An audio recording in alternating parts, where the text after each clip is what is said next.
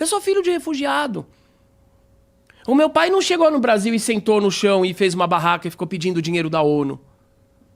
Assim como 800 mil judeus que foram expulsos de países árabes, saíram por...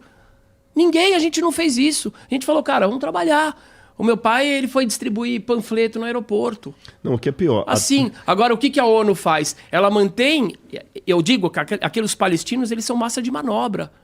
Mantém um campo de refugiados em cima de uma terra que eles têm tudo para construir um país há 70 anos. Então, quem está compactuando com tudo isso? Quem que está se utilizando daquela população? Quem tem interesse nesse conflito horroroso que gera essa situação horrível para tanta gente? Alguém de fora tem interesse? A indústria armamentista? Será que esse dinheiro todo que está sendo gasto, quanto que o Hamas gastou? Sabe quanto que ele gastou nessa guerra? São 5 mil mísseis em 2 dias, em 3 dias. Quanto? Faz o cálculo aí. Cada míssil, dependendo da potência dele, é de 50 a 100 mil dólares. Do Hamas? Cada míssil. Então vamos ver. Cada 50 míssil. mil... Vamos botar um menor, vezes 50 mil. 5 mil. Dá 250 milhões. Eu, com esse dinheiro aí, eu resolveria o problema daquela faixa de Gaza, de saneamento básico, muita coisa. E não tem dinheiro? De onde esse dinheiro está vindo? Exato. Então, essa é a questão que o mundo tem que fazer. Ninguém faz essa pergunta. E sabe o que é? Eu vou fazer uma comparação. Isso, tem que... Desculpa, tem que sair dessa caixa de olhar só esse momento do conflito e falar, gente, o instrumento, o que tá, a gasolina desse conflito é um dinheiro. Esse dinheiro vem de fora.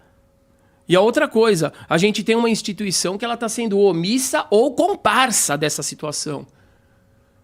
E ela está sendo comparsa do sofrimento dos palestinos, inclusive, porque ela não está cobrando mudança, ela não está fiscalizando o conteúdo que tem no sistema educacional. Então é claro que vai perpetuar o ódio, então é claro que eles vão atacar Israel, então é claro que Israel vai fazer um muro, então é claro que isso vai se perpetuar. E todas essas pessoas são vítimas de uma circunstância absurda. E que eu digo, seres humanos que têm um pouco de inteligência, um pouco de dignidade, que conseguem não pensar ou não só reproduzir discurso, pensem no fundamento é educação, pensa no combustível, é o dinheiro. Opinião pública, comecem a questionar por que manter essa situação de ódio. Israel não tem esse ódio. Existem judeus que são extremistas, nesse sentido existe, mas é a minoria. E digo mais, uma grande parte daquela população do kibbutz, eles são bastante a favor de ajudar os palestinos ao máximo. É um pessoal mais de esquerda, inclusive. Não que não tenha gente de direita que quer a paz, quer, mas acredita que você precisa ter, digamos assim, uma segurança maior. Aliás, o pessoal de esquerda esquece que grande parte da filosofia esquerdista foi de um judeu chamado Karl Marx. Pois é. Então eu acho... Grande parte, meio que tudo. Pois é. Não, teve o par dele lá, o Engels, que também era judeu. Exatamente. Mas também era judeu, tá tudo a mesma coisa. Exatamente. O Israel começou com a filosofia socialista. O kibbutz é justamente uma filosofia socialista. Ali que não é explicou sinônimo legal de comunismo. como funciona o kibbutz. Agora, eu realmente queria muito fortalecer essa parte e ligar com aquela outra. Com aquela que você tinha me perguntado. Pessoas estão sendo más.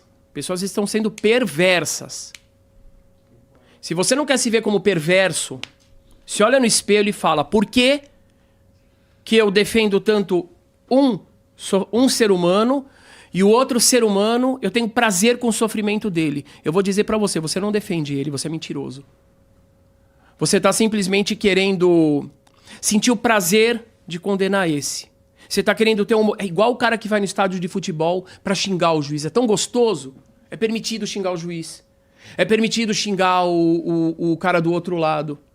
Só que aqui a gente está falando de vidas.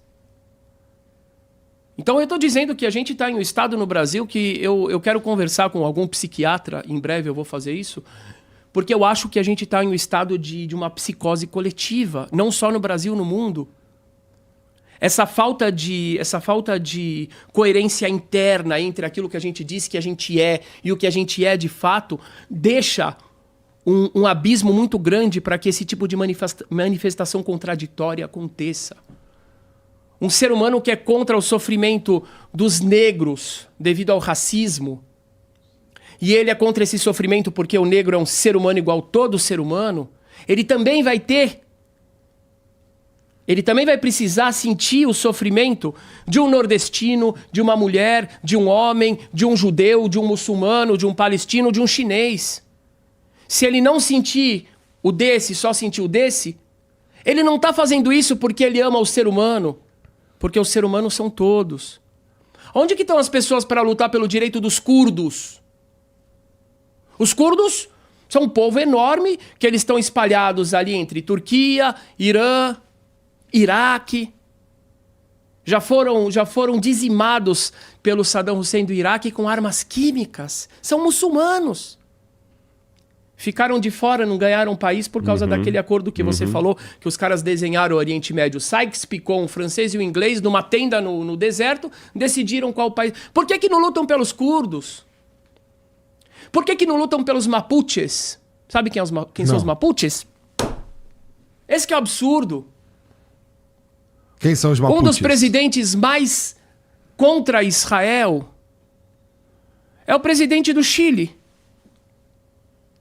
O Chile tem uma população indígena oprimida, que são os mapuches, que não têm sua autonomia, que tiveram suas terras invadidas, etc, etc, etc. Quem aqui na América Latina fala dos mapuches? Ninguém. Então essa é a grande questão. Por que você se importa tanto? Ah, é porque eu amo o ser humano. Você é um mentiroso. Porque se você ama o ser humano, você ama todos os seres humanos, porque a dor de todos os seres humanos é igual. Porque o sangue de todos os seres humanos é vermelho. Porque o amor da mãe, assim como o pavor da mãe quando vê uma criança sendo sequestrada, é igual em todos os seres humanos. Então o que a gente está vendo nesse momento, eu acho que esse momento ele é muito importante do ponto de vista, como se fosse assim uma terapia coletiva da humanidade inteira. Tá todo mundo colocando para fora o que é, mas pelo amor de Deus, vamos prestar atenção naquilo que a gente está vendo que a gente não é. Não, você não é bom. Você quer ser bom? Ótimo, isso já é legal. Mas você não é bom. Então como é que eu faço para ser bom? Você acha que nazista é uma coisa ruim? Você está pronto para ser nazista. Eu acho que esse momento a gente tem que fazer uma reflexão coletiva. Eu, como judeu, quando eu vejo o sofrimento daquelas crianças, eu me ponho no lugar, porque eu também estou longe, de certa forma, né? Eu estou mais longe de Gaza. Eu estou muito mais perto de Israel, apesar da questão geográfica. Mas aí eu faço o exercício mental. Eu me coloco e eu falo assim, não, eu vou me colocar lá dentro. Eu vou me colocar do lado daquela mãe com aquele bebê. Eu falo, que coisa horrível, que triste. E as favelas aqui em São Paulo? Quanta gente que já foi no Fundão, no Capão? Quanta gente que está super preocupado com a faixa de Gaza nunca foi no Jardim Ângela, no Menininha? E não tá nem aí pro sofrimento daquelas pessoas que também não tem casa, que também não tem comida, que também não tem escola. Hipócritas. E quanta gente que tem lá na Cracolândia, quanta gente tem na Cracolândia na Paulista. Essas mesmas pessoas que estão preocupadas com... Não estão preocupadas com os palestinos? Se não estariam preocupados... Se eu estou preocupado com o ser humano palestino, eu tenho que estar preocupado com o ser humano judeu, com o ser humano que está na calçada. E eu acho que esse é um dos momentos mais incríveis da história.